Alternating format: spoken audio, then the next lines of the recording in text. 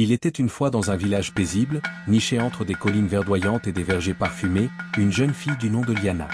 Âgée de 16 ans, elle avait déjà traversé plus de souffrances que bien des adultes à son âge. Liana était née dans une petite famille joyeuse. Sa mère cultivait des tomates, des gombos et des piments qu'elle vendait avec fierté au marché. Son père, quant à lui, s'occupait d'un verger regorgeant de manguiers, de papayers et d'orangers. Malgré leur modeste situation financière, leur amour était immense et leur bonheur palpable. Chaque soir, après une journée de travail épuisante, ils se retrouvaient tous ensemble sous le grand manguier devant leur maison en terre battue pour rire et partager des tranches de papaye sucrées. Ils racontaient des histoires, échangeaient des sourires et des rires, créant ainsi des souvenirs inoubliables. Mais un jour, lorsque Liana eut 11 ans, tout bascula. Sa mère tomba gravement malade. Au départ, ce n'était qu'une toux passagère, mais elle fut rapidement suivie de douleurs à la poitrine et d'une grande faiblesse. Le guérisseur du village, malgré sa sage réputation, tenta en vain de la soigner. Les jours passèrent et chaque matin, l'espoir s'amenuisait. Un matin tragique, sa mère ferma les yeux pour toujours. Liana demeura figée, ne comprenant pas vraiment la signification de la mort. Elle savait simplement qu'elle allait se réveiller pour une nouvelle journée, mais que sa mère ne serait plus là. Son père, accablé par le chagrin, pleura de toutes ses forces. Il cessa de travailler, laissant les fruits mûrir sur les arbres, et se mit à boire pour apaiser sa peine. Souvent, il restait assis au bord du chemin, comme s'il attendait qu'une lueur d'espoir apparaisse. Un an plus tard, la fatalité frappa à nouveau, il mourut soudainement. Certains disaient que c'était de chagrin, d'autres qu'il avait ingurgité du vin de palme empoisonné. Liana, à peine âgée, devint orpheline. Elle fut envoyée vivre chez sa tante Mamou, qui vivait avec son mari et leurs 2 enfants. Leur maison était plus spacieuse et ils envoyaient leurs enfants à l'école. Mais pour Liana, la vie devint amère et difficile. Chaque matin, bien avant le chant du coq, elle était réveillée par un cri strident ou un coup de pied. « Lève-toi, va laver les vêtements, va chercher de l'eau, balaie la cour et touche pas à la nourriture, c'est pour mes enfants. » Liana n'avait pas le droit d'aller à l'école. Alors que ses cousins enfilèrent leurs uniformes impeccables et emportaient leurs sacs pleins de cahiers, elle portait un lourd panier de fruits et de légumes sur sa tête. Elle errait de ruelle en ruelle, criant « mangue fraîche, tomates bien rouges, papaye sucrée ». Le soleil brûlant assécha sa nuque. Ses pieds nous s'abîmèrent à force d'arpenter la terre chaude et poussiéreuse. Pourtant, elle tenait bon. Malgré la douleur, Liana restait droite. Elle ne volait pas, ne mendiait pas, et ne se prostituait pas pour obtenir de l'aide. Elle croyait fermement qu'un jour, sa vie serait meilleure. Elle était belle, pas seulement parce que sa peau était lisse sous ses yeux pétillants, mais aussi parce qu'on pouvait lire une force tranquille dans son regard. Elle marchait la tête haute, même si la vie tentait de la briser. Les hommes du village la remarquaient, certains sifflaient, d'autres lui murmuraient des propos indécents, mais Liana les ignorait. Elle ne voulait pas finir comme ces jeunes filles avec un bébé sur le dos et aucun avenir. Elle rêvait de liberté et de paix. Elle n'avait ni cartable, ni cahier, ni ami pour rire avec elle comme les autres filles. Juste sa voix pour annoncer ses prix et la douleur lancinante dans ses peurs. Les enfants de sa tante fréquentaient l'école, propres et bien habillés. Elle, par contre, balayait la cour, allait chercher de l'eau, préparait les repas, nettoyait, puis partait vendre. Un jour terrible, tout changea. Liana rentrait chez elle par un petit sentier bordé de bananiers. Le panier sur sa tête semblait plus léger. Elle avait vendu presque tout. Le ciel s'assombrissait, elle pressentait une pluie imminente. Soudain, elle entendit des bruits de pas derrière elle. 2 hommes apparurent, ce n'étaient pas des étrangers, mais des visages familiers du marché. D'ordinaire, ils lui souriaient et la saluaient. Mais cette fois-ci, ils ne firent rien de tout cela. Leurs yeux brillaient d'une lueur sombre. « Liana, viens ici », ordonna l'un d'eux en lui saisissant le poignet. Elle se débat, hurle, mais le sentier est vide. Les feuilles touffues étouffent sa voix. À cet instant, ils abusèrent d'elle sans pitié, comme des bêtes sur leur proie. Elle pleura, supplia, lutta, mais elle n'était qu'une fille. Puis, après leur acte odieux, ils remontèrent leurs pantalons en riant. « Dis un mot et tu es morte », lui souffla l'un d'eux en lui serrant la mâchoire. « Personne ne te croira. » Ils la laissèrent là, souillée, blessée, tremblante.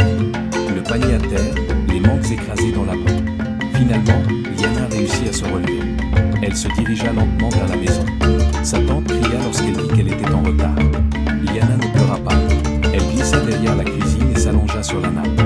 Son corps lui faisait mal. Son âme souffrait encore plus. Les jours passèrent sans que personne ne remarque son silence. Personne ne demanda pourquoi elle marchait avec tant de difficultés.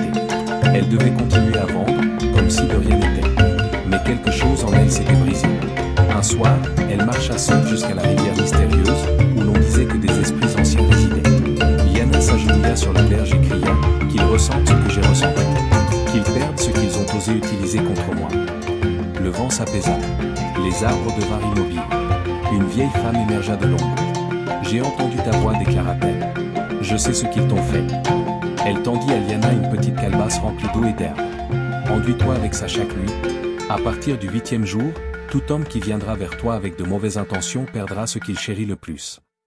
Avant que Liana ne puisse répondre, la vieille femme disparut dans la brume. Liana suivit les instructions à la lettre. Dès le lendemain matin, le village se réveilla aux cris. 2 corps avaient été découverts près de la rivière. C'étaient ceux des hommes. Certains parlèrent de coïncidence, d'autres affirmèrent qu'ils avaient trop bu. Mais les vieilles femmes du marché échangèrent des regards graves. Ils ont touché ce qu'ils n'auraient jamais dû toucher. Liana ne dit rien. Elle ne sourit pas. Elle ne pleura pas. Elle garda le silence. Ce soir-là, seule dans son coin, elle sentit quelque chose naître en elle, du pouvoir. À partir de ce moment, tout commença à changer. Lorsque Liana atteignit l'âge de 20 ans, sa tante, sans explication, lui annonça qu'elle pouvait enfin garder l'argent de ses ventes. Liana économisa chaque sou pendant des mois. Puis un jour, elle décida de quitter la maison de sa tante, emportant seulement son grand panier et un petit sac de vêtements.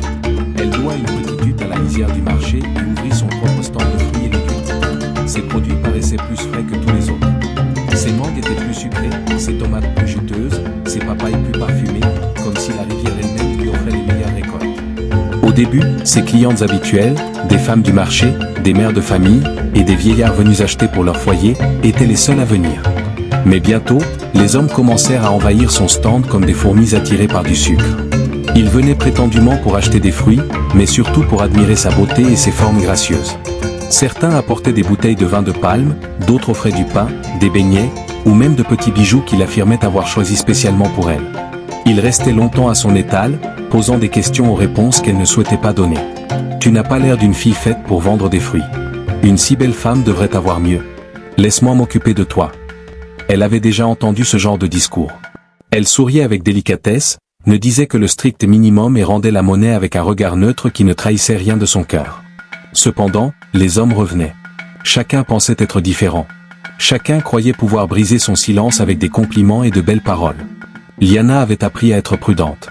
Elle souriait poliment, mais les observait attentivement. Elle attendait. Et chaque fois qu'un homme parvenait à entrer chez elle, la malédiction se manifestait. Elle ne commençait jamais par la douleur. Cela commençait par un baiser, juste un. Dès que leurs lèvres frôlaient les siennes, leur corps se rigidifiait, leur visage se crispait, puis ils tombaient en arrière en hurlant, leur virilité disparaissant. Ils sortaient de sa hutte en rampant, gémissant comme des enfants. Certains mentaient, d'autres l'accusaient, mais d'autres chuchotaient, « Il y a quelque chose de pas normal chez cette fille. » Pourtant, les hommes continuaient d'affluer. Certains par curiosité, d'autres par orgueil, persuadés qu'ils seraient les seuls à la conquérir, mais tous repartaient de la même manière. Honteux, brisé et maudit, Liana devint un mystère. Les jeunes femmes admiraient son courage. Les vieilles femmes respectaient son silence. Les hommes la craignaient tout en continuant de venir. Un après-midi brûlant, un homme de Dieu se présenta à son étal. « Que la paix soit avec toi, ma sœur, dit-il d'une voix chaleureuse.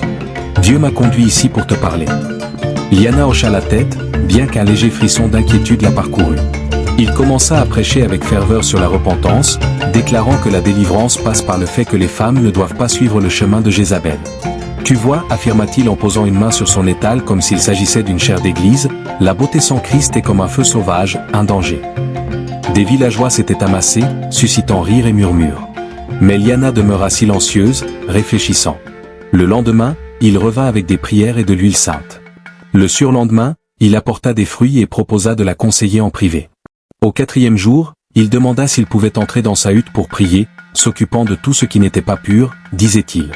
Ce soir-là, il entra et, comme tous les autres avant lui, dès que leurs lèvres se touchèrent, juste un petit baiser comme une imposition des mains, il se pétrifia. Ses yeux roulèrent en arrière, ses genoux cédèrent. Il s'effondra, se tenant l'entrejambe en hurlant. Dehors, on l'entendit crier « Feu ! Feu du Saint-Esprit ! Oh, mon corps, ma virilité !» Il quitta la hutte à moitié nu, pieds nus, en pleurant, tremblant comme une feuille. Le lendemain matin, l'église demeura silencieuse. Pas de sermon, pas de culte. Liana retourna à son étal, calme et silencieuse comme d'habitude. Mais cette fois, même le vent semblait se plier à son passage, et les murmures dans le village ne se limitaient plus seulement à sa beauté. Ils concernèrent aussi ces hommes qui ressortaient de chez elle en pleurant. Certains affirmaient qu'elle était une sorcière, d'autres qu'elle avait un lien avec la rivière, d'autres encore qu'elle avait passé un pacte avec des esprits anciens. Mais personne ne savait vraiment. Et Liana, elle resta à l'écart. Elle avait appris à vivre seule, à ne faire confiance à personne, à aimer son silence jusqu'au jour où un homme, du nom de Kadir, vint à son stand. Kadir n'était pas comme les autres. Il ne chercha pas à l'impressionner. Il ne posa pas de questions inutiles. Il était simplement gentil. Il venait acheter des fruits, mais s'intéressait aussi à sa journée. Un jour, il l'aida à transporter un panier sans qu'elle ait à le demander. Liana elle remarqua, mais ne laissa pas sa garde tomber. Tous les hommes gentils qu'elle avait connus avaient pourtant caché leur véritable nature. Elle en avait beaucoup souffert.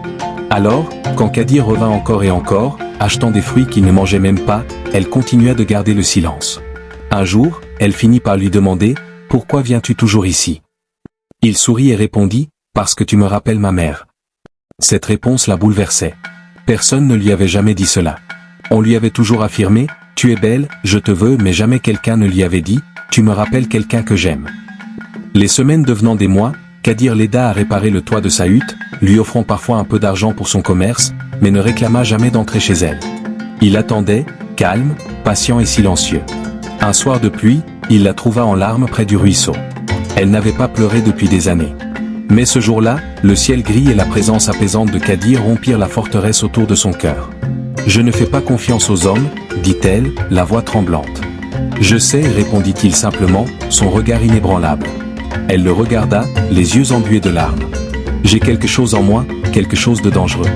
Je sais que j'ai fait du mal à des gens. » Kadir plongea son regard dans le sien et dit calmement « Alors laisse-moi être celui qui te prouvera que tu n'as pas à blesser tout le monde. » Le vent souffla, la pluie tomba, et le silence les enveloppa, créant une bulle de sérénité autour d'eux. Pour la première fois depuis longtemps, Liana laissa entrer quelqu'un dans son cœur. Il franchit le seuil de sa hutte, et elle prépara un repas modeste. Ils parlèrent, riant même, et cette nuit-là, lorsqu'il l'embrassa, rien ne se produisit. Pas de cris, pas de douleur, pas de malédiction. Il prit doucement sa main et murmura « Peu importe ce que tu as vécu, je ne suis pas ici pour t'utiliser. Je suis ici pour rester. » Pour la première fois en des années, Liana se sentit en sécurité. La rivière resta silencieuse cette nuit-là. L'air était immobile et quelque part dans l'obscurité, la voix de la vieille femme résonna doucement. « Celui qui a les mains propres passera. » Liana avait été mise à l'épreuve. Elle avait été brisée, mais au final, l'amour véritable avait trouvé son chemin vers elle. Quelques jours plus tard, Liana et Kadir célébrèrent un mariage simple mais coloré au bord de la rivière. Les femmes chantaient, les enfants riaient, et le vent emportait leur rire au-dessus des arbres fruitiers. Ensemble, ils vécurent heureux jusqu'à la fin de leur jour. J'espère que vous avez apprécié l'histoire. Si c'est le cas, aimez la vidéo, commentez ce que vous avez appris du conte et n'oubliez pas de vous abonner à la chaîne pour plus de contes enchanteurs comme celui-ci. À très bientôt.